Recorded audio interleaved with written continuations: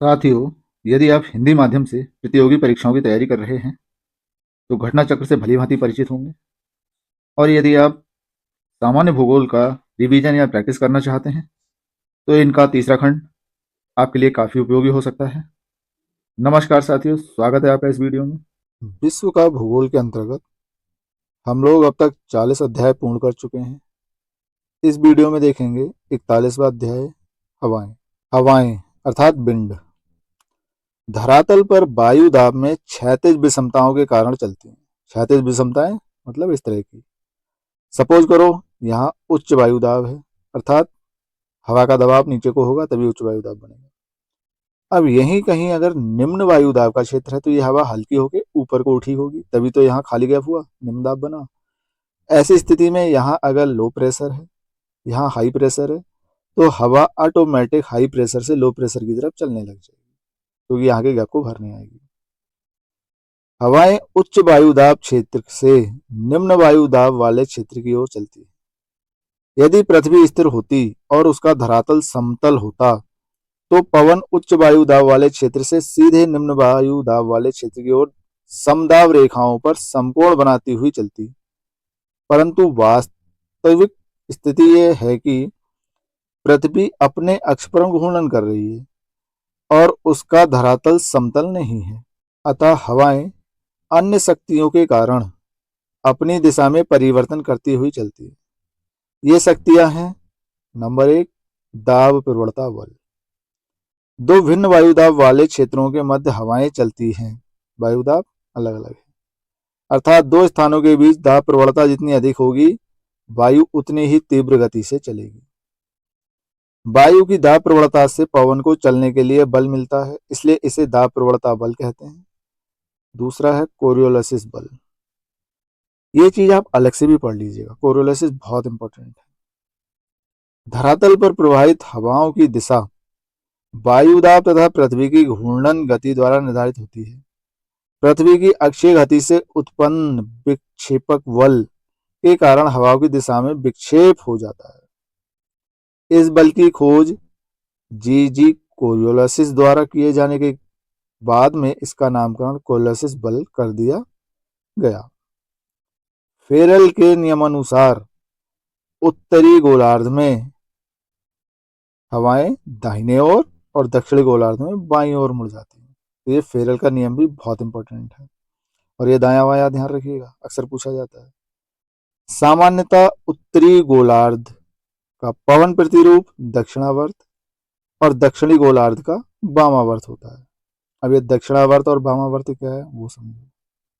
पहले ऊपर देखो, उत्तरी गोलार्ध में दाईं ओर मुड़ रही है, उत्तरी गोलार्ध में दाईं ओर यानी क्लॉकवाइज, और दक्षिण गोलार्ध में बाईं ओर मतलब एंटी क्लॉकवाइज। अब इस चीज को नीचे चित्र में भी समझेंगे। इसी प्रकार से भूघर्षण और अभिकेंद्रीय त्वरण भी हवाओं की दिशाओं को प्रभावित करते हैं। देखो यहां मैप दे रखा है, ऊपर ये उत्तरी ध्रुव है, उच्च वायुदाब क्षेत्र, नीचे दक्षिण ध्रुव, ये भी उच्च वायुदाब क्षेत्र, बीच का एरिया ये दिया है। अब यहां समझो, ये है 0 डिग्री अर्थात भूमध्य रेखा, निम्न वायुदाब क्षेत्र। यहाँ वायु हल्की होकर ऊपर उठेगी और कहाँ गिरेगी, उच्च वायुदाब क्षेत्र इधर और इधर। अब जब ये उत्तरी 30 डिग्री के ऊपर वायु गिरी तो इसने यहाँ उच्च वायुदाब बनाया, और यहाँ से ये ऊपर को चलेगी और नीचे को चलेगी, और फिर ये भूमध्य रेखा पर आकर ऊपर उठेगी तो ये पूरा एक सेल बन जाएगा, ऐसा ही सेल नीचे बन जाएगा। अब इनका मूवमेंट देखो, जो ये 30 डिग्री पर गिरी नीचे को आई तो आना तो चाहिए इसे सीधा, लेकिन पृथ्वी की घूर्णन गति और कोरियोलिस बल के कारण ये दाईं ओर को विस्थापित हो जाएगी, यानी सीधी नीचे ना आके ऐसे तिरछी हो जाएगी, इधर को विस्थापित होगी। तो ये सारी देखो इधर को ही विस्थापित हो रखी है। इन्हें कहा गया उत्तर पूर्व व्यापारिक पवन। ऐसे ही जो ऊपर को जा रही है वो डायरेक्ट सीधी ऊपर को जाने के बजाय अपने पथ से दाईं ओर विस्थापित होगी, यानी इधर को चलेगी। देखो सारी थोड़ी तिरछी चल रही है। अब ये इस साइड है पश्चिम, इस साइड है पूरब, तो पश्चिम से पूरब को आती हुई दिख रही है, इसलिए इनका नाम हो गया पछुआ पवन। सेम स्थिति दक्षिणी गोलार्ध में। भाई वायु भूमध्य सागर से उठी, 30 डिग्री दक्षिण गिरी, अब यहाँ से भूमध्य रेखा की तरफ को जाएगी और इधर नीचे को जाएगी। तो जो भूमध्य रेखा की तरफ जाएगी, यहाँ पर क्या है दक्षिणी गोलार्ध में, भाई पृथ्वी के घूर्णन और कोलसिस बल के कारण ये बाईं ओर को मुड़ती है, तो इधर को मुड़ गई, सारी इधर को ही मुड़ती हुई चलेंगी। ये हुई दक्षिण पूर्व व्यापारिक पवन, क्योंकि पूरब इधर हुआ, दक्षिण नीचे हुआ। अच्छा, यहाँ से जो ध्रुवों की तरफ आ रही है, ये भी अपने बाईं ओर मुड़ जाएगी, यानी इधर को। ये पछुआ पवन पश्चिम से आती हुई दिख रही है। अब इसमें ध्यान दो, दक्षिण में अगर हम देखें तो इधर को मुड़ रही है हवा, इधर को मुड़ रही है, तो ये किस तरह का डायरेक्शन है, एंटी क्लॉकवाइज डायरेक्शन हो गया। उत्तरी गोलार्ध में देखें, ऊपर वाली इधर मुड़ रही है, नीचे वाली इधर मुड़ रही है, यानी इस तरह का डायरेक्शन बनेगा। तो ये कौन सा हुआ, क्लॉकवाइज डायरेक्शन हो गया। बस यही चीज है क्लॉकवाइज एंटी क्लॉकवाइज। अब दो सेल तो जो बनाए ऊपर नीचे, ये वास्तव में एक ही सेल है, एक उत्तरी गोलार्ध में, एक दक्षिणी गोलार्ध में, देख दो रहे हैं, है एक ही सेल। ये सेम सेल यहाँ बनेगा। भाई ये वायु हमारी 60 डिग्री उत्तर पे जो निम्न वायु क्षेत्र है, अर्थात यहाँ से वायु ऊपर उठेगी, ऊपर उठने के बाद कुछ तो वापस 30 डिग्री की तरफ आ जाएगी, यानी यहाँ सेल बना देगी, और कुछ ध्रुवों की तरफ चली जाएगी, तो इधर एक सेल बन जाएगा। अब ध्रुवों पर कोरियालिसिस बल ज्यादा होता है, ध्रुवों से जो 60 डिग्री की तरफ हवा आएगी वो अपने दाईं ओर मुड़ेगी इधर को, लेकिन यहाँ कोरियालिसिस बल ज्यादा है तो ये बहुत ज्यादा विक्षेपित हो जाएगी, यानी बिल्कुल लेटी हुई दिखेगी, ऐसा लगेगा ये वायु पूरब से पश्चिम को चल रही है। इसे ध्रुवीय पूर्वा कह देते हैं। सेम दक्षिण गोलार्ध में होगा, यहाँ भी एक सेल बनेगा और यहाँ भी एक बनेगा, तो ये 3 सेल बनते हैं। हवाओं के प्रकार, हवाओं को 3 प्रकार में बांटा गया है। नंबर 1, प्राथमिक या प्रचलित पवन, इनको भूमंडलीय पवन भी कहते हैं। ये हवाएं वर्ष भर निश्चित दिशा में प्रभावित होने वाली हवाएं, यानी अपना रास्ता नहीं बदलती हैं, वर्ष भर एक निश्चित रास्ते पर चलती हैं। इसके अंतर्गत मुख्यतः व्यापारिक पवने, ट्रेड विंड्स, पछुआ पवने, वेस्टर्लीज, और ध्रुवीय पवने, पोलर विंड्स को सम्मिलित किया जाता है। व्यापारिक पवने उपोष्ण उच्च वायुदाब कटिबंधों से विषुवतीय निम्न वायुदाब की ओर दोनों गोलार्धों में निरंतर बहने वाली हैं, अर्थात ये 30 डिग्री से 0 डिग्री की तरफ चलते हैं। पछुआ पवने उपोष्ण उच्च वायुदाब 30-35 से उपध्रुवीय निम्न वायुदाब अर्थात 7-65 के बीच दोनों गोलार्धों में चलती है। अब ये है सब स्थायी। उत्तरी गोलार्ध में स्थल की अधिकता के कारण ये अधिक जटिल हो जाती है। कौन सी, जो पछुआ पवने हैं, इनकी बात कर रहे हैं। तथा ग्रीष्म ऋतु में कम सक्रिय सामान्य गति वाली एवं शीत ऋतु में अधिक सक्रिय हो जाती है। सागर के ऊपर चलने के कारण ये हवाएं नमी से परिपूर्ण हो जाती हैं तथा अपने अक्षांशों में महाद्वीपों के पश्चिमी भागों में पर्याप्त वर्षा करती हैं। दक्षिणी गोलार्ध में स्थल की कमी के कारण इनकी गति तेज होती है, जिससे कि हवाएं तूफानी हो जाती हैं। पछुआ पवनों के साथ प्रचंड झंझा चला करते हैं। इनकी प्रचंडता के कारण ही दक्षिणी गोलार्ध में इन्हें 40 अक्षांश पर गरजता 40, 50 अक्षांश पर प्रचंड 50 और 60 पर चीखता 60 कहते हैं। वेलिंगटन न्यूजीलैंड एकमात्र राजधानी है जो गरजता 40 हवाओं के मार्ग में पड़ती है। नेक्स्ट, ध्रुवीय पवने। ध्रुवीय उच्च वायुदाब से उपध्रुवीय निम्न वायुदाब की ओर बहने वाली पवने ध्रुवीय पवने कहलाती हैं। दूसरे प्रकार की पवने हैं द्वितीयक अथवा सामयिक पवने। जिन पवनों की दिशा मौसम या समय के अनुसार बिल्कुल बदल जाती है उन्हें सामयिक पवने कहते हैं। सामयिक पवनों के अंतर्गत मानसून पवन, स्थल समीर, समुद्री समीर, पर्वत समीर, घाटी समीर को सम्मिलित किया जाता है।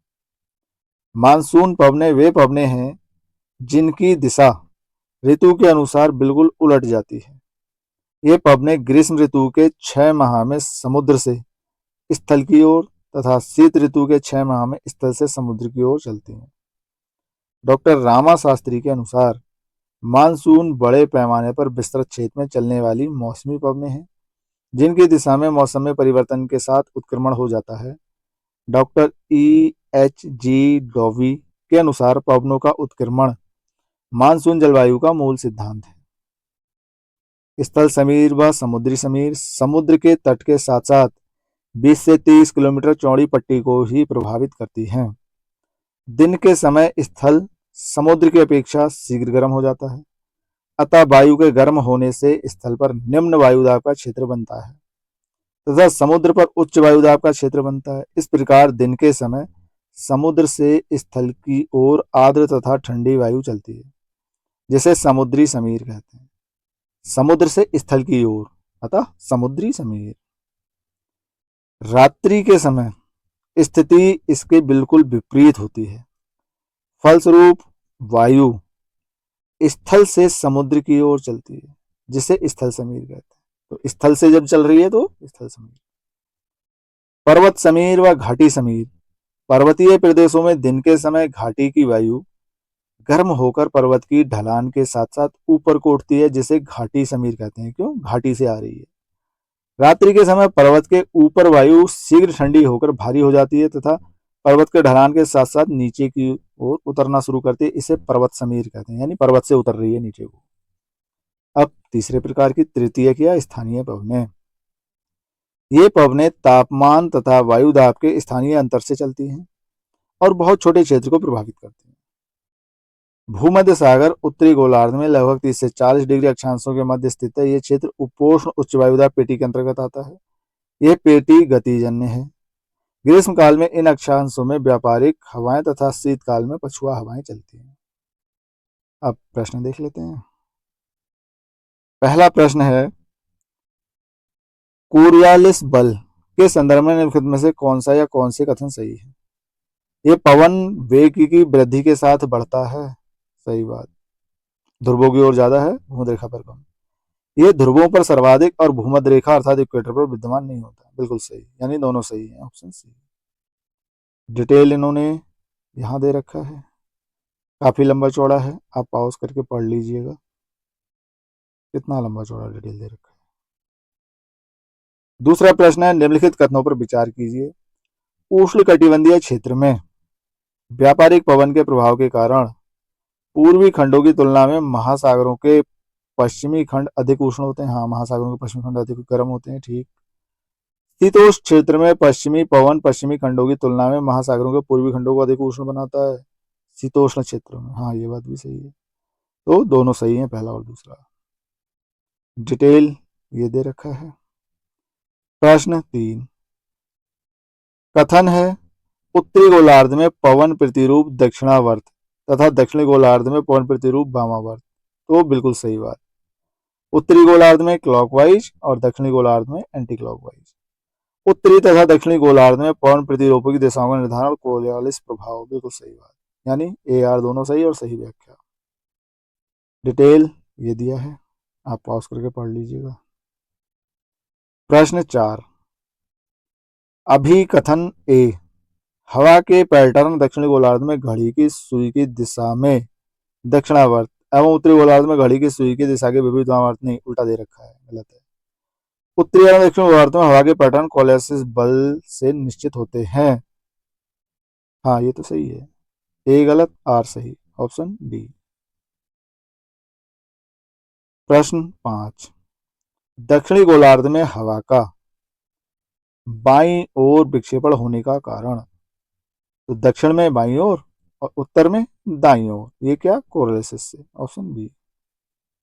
प्रश्न 6, उत्तरी गोलार्ध की तुलना में दक्षिणी गोलार्ध में पश्चिमी पवन अधिक सशक्त तथा स्थायी होती है। क्यों? उत्तरी गोलार्ध की तुलना में दक्षिणी गोलार्ध में भूखंड कम है। बिल्कुल सही बात। उत्तरी गोलार्ध में स्थल भाग ज्यादा है, दक्षिणी गोलार्ध में जल भाग ज्यादा है। उत्तरी गोलार्ध की तुलना में दक्षिण गोलार्ध में कोरियालिस बल अधिक। नहीं, कोरियालिस बल तो दोनों गोलार्धों में सेम हुआ, यानी केवल एक सही, ऑप्शन ए। आगे इसका डिटेल दिया है, आप पॉज करके पढ़ लीजिएगा इन्होंने क्या क्या बोला है। मैं पढ़ूंगा, बहुत देर लग जाएगी, इसलिए मैं आगे बढ़ता हूँ। प्रश्न 7, जब कोरियालिस प्रभाव दाब प्रवणता बल द्वारा प्रभावित हो जाता है तो परिणाम स्वरूप उत्पन्न पवन को माना जाता है। कोरियोलिस बल दाब प्रवणता द्वारा प्रभावित प्रतिभारित, तो ऐसे में भूस्थितिक पवन बनेगी। कोरियोलिस बल एक आभासी बल है जो पृथ्वी के घूर्णन के कारण उत्पन्न होता है। इसके कारण उत्तरी गोलार्ध में वायु की गति दिशा के दाईं ओर तथा दक्षिणी गोलार्ध में दिशा के बाईं ओर होती है। ये बल लगता है जब कोरियोलिस बल और क्षैतिज दाब प्रवणता एक दूसरे को संतुलित करते हैं तो परिणाम स्वरूप भूस्थितिक हवाएं उत्पन्न होती हैं। ये हवाएं आइसोबार के समानांतर होती हैं और आमतौर पर जमीन से ऊपर ऐसी ऊंचाई पर पाई जाती हैं जहां घर्षण कम होता है। भूस्थितिक हवाएं किसी निश्चित ऊंचाई पर घनत्व और दाब वितरण द्वारा निर्धारित होती हैं। प्रश्न 8, गरजता चालिचा प्रचंड पचासा चीखता साठा ये कहाँ था? दक्षिणी गोलार्ध में, पश्चिमी पब में, ऑप्शन बी। प्रश्न 9 में भी वही चीज कह रहा है, ये दक्षिणी गोलार्ध में 40 से 60 के बीच, ऑप्शन बी। प्रश्न 10, तूफानी चालीसा वही है लेकिन ये कह क्या रहा है, कौन सा सही है? ये उत्तरी और दक्षिण गोलार्धों में निर्बाध बहती हैं, गलत। सिर्फ दक्षिणी गोलार्ध में, उत्तरी में नहीं। ये बड़ी शक्ति और स्थिरता से बहती हैं, ठीक। इनकी दिशा तौर पर दक्षिण गोलार्ध में उत्तर पश्चिम से पूरब की ओर, उत्तर पश्चिम से पूरब की ओर, सही बात। मेघा ज्यादा मौसम इनके साथ सामान्य तौर पर संबंधित रहते हैं, बिल्कुल सही। पहला गलत बाकी सही, यानी ऑप्शन बी। आगे इसका डिटेल दिया है, मैं देखता हूं। प्रश्न 11, विश्व के किस समुद्री क्षेत्र में लंबी चालीसा, चालीसा क्या है? दक्षिण गोलार्ध में, उत्तरी सागर, कैरेबियन सागर, कोरल सागर, हिंद महासागर, तो इसमें हिंद महासागर दक्षिण का दिया है। प्रश्न 12 में भी यही है, रोरिन फोर्टीज यानी गरिश्ता चालीसा शब्द प्रयुक्त होता है सशक्त समुद्री हवाएं 40 से 60 दक्षिण अक्षांश के मध्य, ऑप्शन ए। प्रश्न 13, दक्षिण गोलार्ध में पवन के बाईं ओर विचलन का क्या कारण है? तो ये कोरियोलिस बल। कोरियोलिस बल ऑप्शन में है नहीं, तो कोरियोलिस बल किसके कारण है? पृथ्वी के घूर्णन के कारण, ऑप्शन सी। दक्षिण गोलार्ध में पवन के बाईं ओर तथा उत्तरी गोलार्ध में पवन के दाईं ओर विचलन कोरियोलिस बल के कारण होता है। कोरियोलिस बल पृथ्वी के घूर्णन के कारण उत्पन्न होने वाला एक बल है। प्रश्न 14, उच्च दाब क्षेत्र से भूमध्य सागर की ओर चलने वाली पवनें होती हैं। उच्च दाब क्षेत्र से, भूमध्य रेखा नहीं है, भूमध्य सागर की ओर। अब ये हमारी जो बेल्ट है वो शिफ्ट होती रहती है, इसलिए इन्होंने स्टार दिया है। भूमध्य सागर उत्तरी गोलार्ध में 30 से 40 डिग्री उत्तरी अक्षांशों के मध्य स्थित है। ये क्षेत्र उपोष्ण उच्च वायुदाब पेटी के अंतर्गत आता है।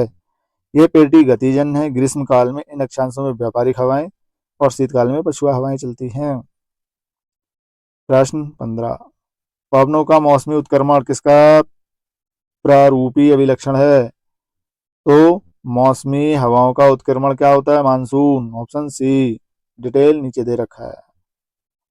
प्रश्न 16, चिनूक पवनों का संयुक्त राज्य अमेरिका के मध्यवर्ती मैदानों पर क्या प्रभाव पड़ता है? चिनूक लोकल विंड है, यह शीतकाल में तापमान बढ़ा देती है। चिनूक का अर्थ है बर्फ खाने वाला। यह उत्तर में कोलोराडो जो यूएसए में है से ब्रिटिश कोलंबिया कनाडा में रॉकी पर्वत के पूर्वी ढलानों पर उतरती है। सर्दियों और शुरुआती बसंत के दौरान चिनूक हवाएं सबसे आम है। चिनूक एक गर्म हवा है जो सर्दियों में चलती है और इसलिए थोड़े समय में तापमान बढ़ा देती है। तापमान में वृद्धि के कारण बर्फ पिघलने लगती है जिससे पशुओं के चरने हेतु चारागाह की भूमि उपलब्ध हो जाती है। ध्यान रखिएगा, इंपॉर्टेंट चीज है। इसी के साथ हमारा यह अध्याय यहाँ संपन्न होता है। आशा करते हैं इस वीडियो में दी गई जानकारी आपके लिए काफ़ी उपयोगी साबित होगी। बाकी वीडियो में यहाँ तक बने रहने के लिए बहुत बहुत धन्यवाद।